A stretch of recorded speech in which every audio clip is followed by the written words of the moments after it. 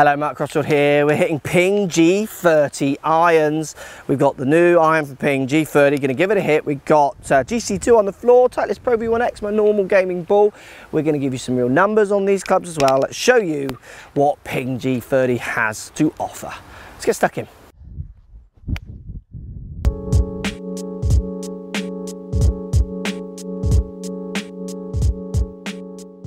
Right guys, Ping G30, this is the new iron from Ping. What are we getting? Well, if you got G25 already, I wouldn't be rushing out to the shops, to be honest. It's a micro step forward for Ping, and that's not a surprise really. G25, I've always raved about that iron, it's a great iron. G30, we're getting thin faces, we're getting slightly improved sole design, all the same features. We get the kind of matty finish on them. Bits of progressive offset on them, slightly thinner lines on these than G25 I would say, and a fraction less offset it looks like in places than G25 over to the G30. So I mean, I see improvements on them.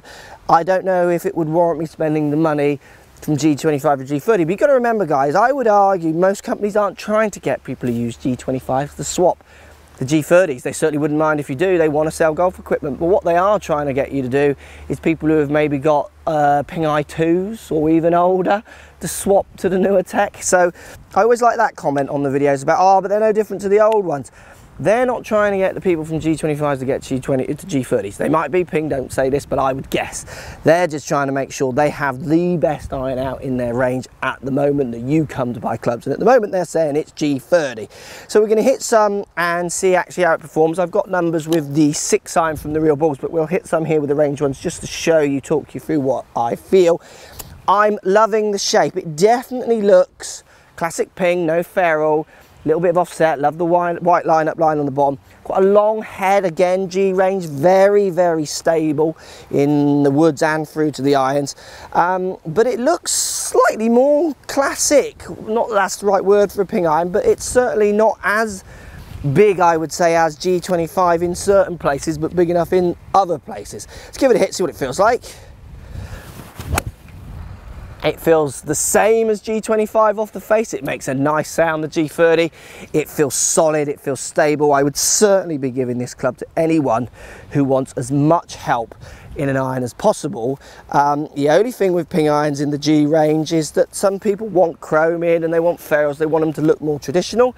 The Ping aren't going to do that. Ping are staying traditional to their family roots, which is something I love about Ping, to be honest. They just bring out great equipment, don't they? I mean, this just feels so easy to hit. I use big chunky irons and it's so hard for me not to put G30 in the bag, and it was even for G25. I like my irons, but whenever I hit these, I always think, God, I could so use the Pings, absolutely no problem. Let's give it one more hit. This is the 6 iron I'm hitting. It's quite a long blade length, but in the bigger heads, I don't mind that. When it comes down to the bladed ones, I don't like that so much. But in the game improvement sector, I want a bigger face for people. I caught that one nice in. It's a great flight. Now they've made the loft slightly stronger and they've made the length slightly longer than G25, I think. That's to do, they're obviously trying to squeeze as much distance out there for everyone else, but they're calling it kind of consistent stepping and stuff between clubs. We've got the 4 iron here. And when I put the 4 iron down by the ball, to be honest with you, it looks like one of the easiest 4 irons in the world to hit. It just looks so easy, almost looks like a little hybrid. You see a little bit of the back of the club out the back, and I've got an 8 iron here, which looks really nice. Tiny bit of offset, slimmish top line, quite a long blade length, but they are a good looking set of irons which will appeal to many range of golfers. I could very easily, being someone who used chunky irons, I could so easily game G30. Let's look at the numbers and see if that stronger loft and extra length is actually doing anything to the distance. Right guys, we've got my 6 iron numbers here. So average carrying 173. Now that isn't particularly longer. It's a fraction shorter actually than my 6 iron is at the moment. I have not compared my 6 iron up to today's numbers. Anyone watches my videos, I like to test the clubs on the day of filming, and if I'm comparing them, I want to compare the two at the same time. So nothing's saying that if I brought my 6 iron in here, I probably would have hit them the same distance as that as well. But I haven't bought my iron, so I can't actually test that. But good, pretty decent numbers. Easy to control, pick height's exactly where I want it, not particularly going much higher than my 6 iron would go, even though they're meant to go higher launching and what have you. But remember, if you strengthen the lofts, that might take a little bit of the launch and the top height out.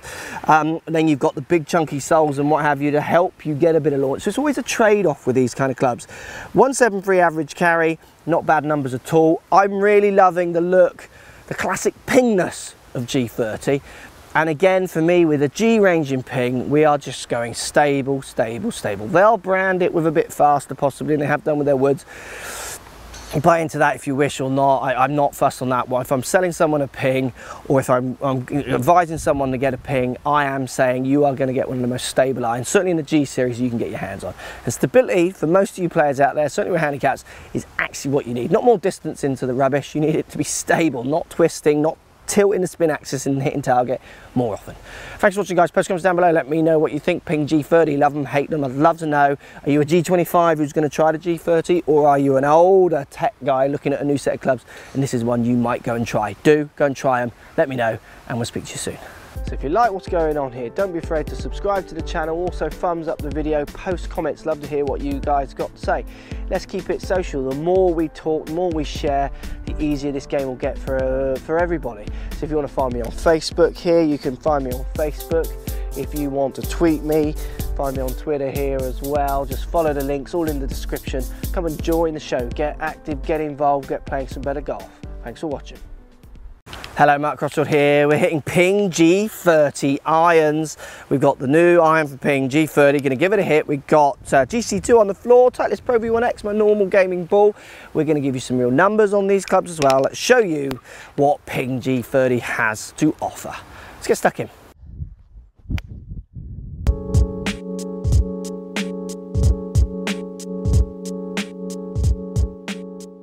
Right guys, Ping G30, this is the new iron from Ping. What are we getting? Well, if you got G25 already, I wouldn't be rushing out to the shops, to be honest. It's a micro step forward for Ping, and that's not a surprise really. G25, I've always raved about that iron, it's a great iron. G30, we're getting thin faces, we're getting slightly improved sole design, all the same features. We get the kind of matty finish on them. Bits of progressive offset on them, slightly thinner lines on these than